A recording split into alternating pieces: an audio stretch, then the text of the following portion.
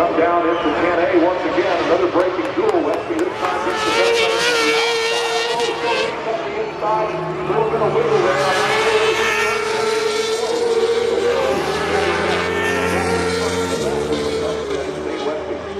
Westby just sawed off the front end of that 35 of Benny Soyce. They did make contact. That was front tire to rear tire.